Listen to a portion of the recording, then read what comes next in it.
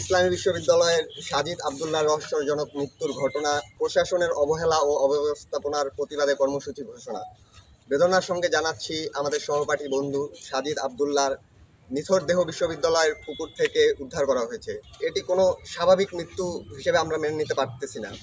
যে বিশ্ববিদ্যালয় আমাদের জন্য নিরাপদ আশ্রয় হওয়ার কথা, সেখানে এমন মর্মান্তিক মৃত্যু আমাদের চিন্তিত, ক্ষুব্ধ ও শাশ্বত করে তুলেছে। দুঃখজনক হলেও সত্য, এই মৃত্যু কেবল একটি অনাকাঙ্ক্ষিত দুর্ঘটনা নয়, এটি বিশ্ববিদ্যালয় প্রশাসনের দীর্ঘদিনের অবহেলা, নিরাপত্তাহীনতা, অব্যবস্থাপনা ও অযোগ্যতার জ্বলন্ত প্রতিচ্ছবি।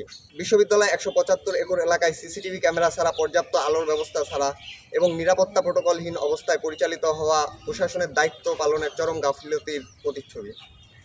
সংগত 36 ব্যাচ 2021-22 সেশনের সকল শিক্ষার্থী এই অনাকাঙ্ক্ষিত মৃত্যু ঘটনায় বিশ্ববিদ্যালয় প্রশাসনের সম্পূর্ণরূপে দায়ী করছে এবং আমাদের আগামীকালের কর্মসূচি ঘোষণা করছি। আমাদের আগামীকালের কর্মসূচি: সাজিদের গায়বানা, জানাজা ও দোয়া অনুষ্ঠিত হবে সকাল 11টায়। বিশ্ববিদ্যালয়ের সকল ক্লাস পরীক্ষা বর্জন করার জন্য সবাইকে উদাত্ত আহ্বান জানাচ্ছি।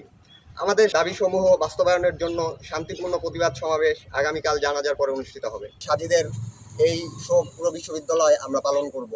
তাকে হারানোর বেদনা যাতে আর কাউকে এভাবে চলে যেতে না হয়। আমাদের দাবিটা শুধু যে সাজিদের মৃত্যু ঘটনার তদন্ত আমরা চাচ্ছি, আমাদের দাবিটা শুধু এটা না, আমরা নিরাপত্তা চাচ্ছি, আমরা আদার্স ক্যাম্পাসের যে ল্যাকিংসগুলো আছে আমরা সেগুলোর জন্য দাবি জানাচ্ছি, আমরা সেইগুলোর জন্য আহ্বান করছি প্রশাসনকে আমাদের সাথে সহযোগিতা করার।